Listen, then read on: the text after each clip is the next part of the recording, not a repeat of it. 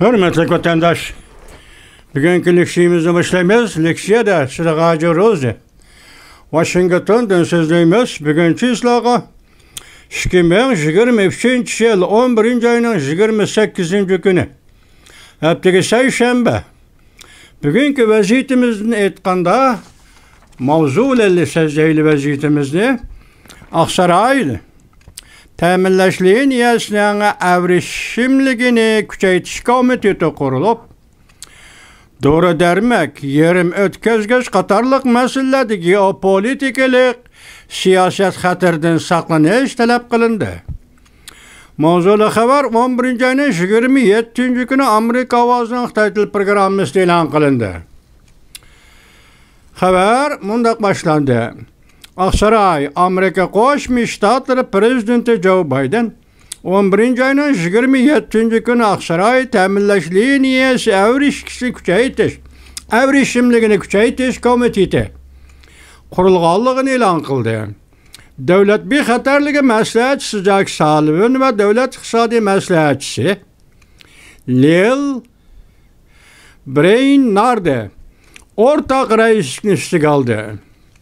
Bu komitetin azalı federasiyelik hükümetinin yezi ilgiligi, soda, devlet müdafiyası, enerjiye, nakliyat, istihbarat, qatarlıq ministerlik ve bölümlerinin rehberliğini öz işgalıdır. Bu komitet işçide devlet işler katibi Amerika Saudi vekili hem var.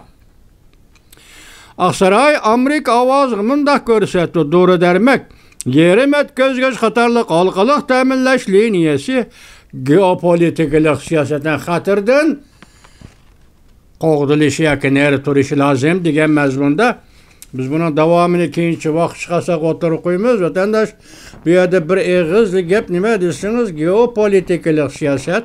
Yani bugünkünde Tibet meselesi, Hong Kong meselesi, Uyguristan meselesi bu geopolitiklik yani rayındarlık, rayın dairesideki rayın dercilik meselelerinin birisi bu çoğun devletler köngül bildiğin mesele. Bunun için de azı tılgılınğan əvrişim liniye yaki təminləş liniyesi dairesi de doğru dermek degen gep ne kızgaldık vatandaşım. Şundak anlaşıla qarğandan da bunu da hem şundak depti. Doğru dermek burun hemmisi Amerika kilidiğen medisinaga taalluk bolgan doğru dermekten hemmisi Xitayda işlenirken vatandaş. Xitayda işlenip andın Amerika'ya eksport kılınadigan vatandaş. Hem de hazır muşu haberde körüstülüşçe hem de bu zavutның yani doğru dermek işlep çıkarır zavutunun bir kısmını belki şundarak elinde eğizga bir kısmını Amerika'ya ötkep gelip bu doğru demekten Amerika özü işlep çıkarır. Ama şunda qaraganda bu hem de bu komitetning liniye təminləş liniyesi münasebetlik kuruluşu soda ticaret sahasıda çünkü Amerika münasebetiga ya soda ticaret sahasıga qanday ta'sir ko'rsatdi. Yani ta'sir ko'rsatdi deb qizg'alanmaymiz hozirgi hisobda. Chunki hozir Amerika junga o'tirish o'tganda deb bo'ldik, so'z deb bo'ldik, sizlarga iqtisodiy gruppalar qurildi. Yaqinda Mastercard yani pul muomala shirkati jungaga kirdi demakchi men qo'y. Sizlarga yetkazdik bularni. Bunu hesapqa alganda iqtisod sohasida qanday ta'sir bo'ladi buni nima eshitmasdan maxsus boshqarish yoki diqqat qilish yoki əvrişimlikini qo'g'dash ta'minlash liniyasining əvrişimlikini qo'g'dash bu nimadan derak berdi uni oldimizda ko'ramiz vatandoshlar. Bugun sizlarga so'zlaydigan leksiyamizning asosiy mavzusi nima desiniz bundaq Angliya bilan jungo münasebetining oltin davri mavjud emas. Angliyaning vaziri Sunak jungo o'zgarib ketdi deb ko'rsatdi. Mavzuli xabar 11. ayning 28. kuni Amerika ovozining Xitoy tili programmasi e'lon qilindi. Xabar mundaq boshlandi. Angliyaning vaziri Sunak yaqinda xabaringlab 2 hafta burun degidek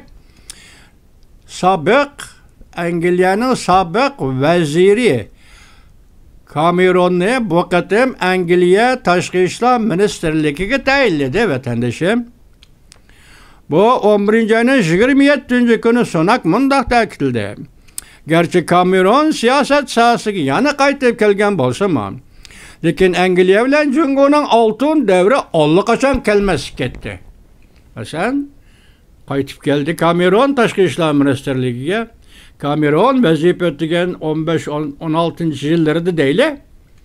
Xitoy bilan bo'lgan munosabatlarni izchil yaxshilagan vazir deb qaralatdi. Endi hozirgi kunda dal hozir shundaq vaziyat davrida, ziddiyatlik bir davrda vazir Sonakning endi bu qatim sobiq vazir Cameronni vazifaga o'ltirg'izib tashqi ishlar ministrligiga tayinlaganligi bu nimadan derak berdi? Bu vazir, sobiq vazir biron vazifaga o'ltirganda Xitoy Angliya munosabatini yaxshilagan vazir edi. Endi shu vazir masalan Cameron hozir tayinlangan tashqi ishlar ministri Cameron BBC'ga nima debdi deb aytsangiz, shu vaqtdagi siyosatni mundaq aqlabdi. Masalan, Angliyaning iqtisodiy masalasi. Bizning ko'zda tutqunimiz shu vaqtda oldimizdagi zarur masala Angliyaning iqtisodiy rivojlantirish deb. Rivojlantirish dedi. Endi hozirgi siyosat kelganda endi u davr ketdi. O davr kelsi kelmasga ketdi. Hozirgi davr boshqa davr. Hozirgi dunyoning vaziyati boshqa davr deb kelib misol ilib navbatda Xitoy hukumatining ziyonkashlik qilishi va yoki kishilik huquqni dafsanda qilishi. Masalan, Uyg'uriston Uyg'urlari anda Hong Kong masalasida hayva qilib qistab keldi. Ham hayva qilib qistab kelyotdi. Shuni bugunlardan aytganda Angliyaning Jungo bilan bo'lgan munosabat yoki shirin oylari allaqachon tugadi. Yani demakchi, hozir Cameron nima deydi? Biz demakchi shundaq demakchiki, biz endi siyosatni boshqa maydonda, boshqa vaziyat ostida Jungo qiratgan siyosatimizni boshqa bir tarzda, boshqa bir maydon bilan qo'llanamiz va shunda ijro qilamiz. Burunqi o'xshamaydi. Burunqi Angliya Jungo munosabati mavjud emas. Hozir Angliya Jungo munosabati yangidan turg'izilgan munosabatdir.